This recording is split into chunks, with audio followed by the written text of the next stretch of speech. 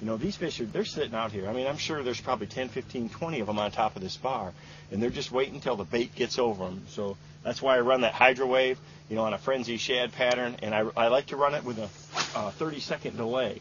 And what that'll do is it'll be quiet for a little while, and then when that hydro wave kicks off, a lot of times it'll make the bait nervous, and it'll just trigger those bass. You know, what a hydro wave really helps me do is when you've got bait and bass in the same area, it's the trigger. That sound of bass eating shad is something they can't handle. If one of their buddies is eating and they're not, they think they're missing out. And you watch, I mean, there'll be bait flipping all around the boat. They hear that, the sound, those bait fish sounds, and are drawn toward it. You know, lots of times when I hit my trolling motor and turn it on, shad will just flee right from that speaker. You know, they're drawn right towards it. So two things a hydro wave does is it does excite the fish because they hear the sound of other bass eating, and the other thing it does is it excites the bait. It triggers the bait, and it'll draw it up. You know, on deep structure, you can watch the bait come up towards you as the sound comes out of that speaker. You know, mine's mounted right on the trolling motor, so it really works real well.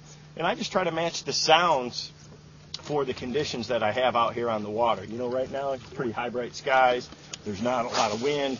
You know, I'm going to run a lower volume. That's what's natural for these conditions. So, you know, a lot of people think, well, if a little's good, let's crank up the volume, you know, but that just gets to the point where it's just not natural for the situation. So, you know, in a situation here, Kentucky Lake, it's full of shad.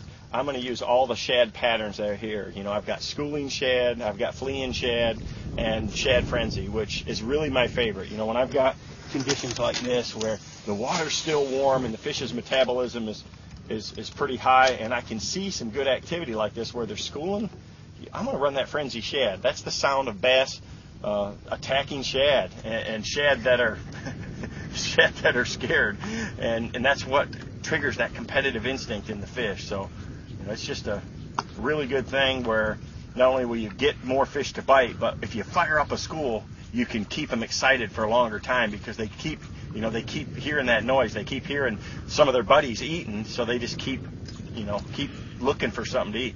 You know, so you'll see it a lot of times on something like this where you can, you know, keep catching them for 5 or 10 minutes instead of just pulling that whole school off there and it being done right away.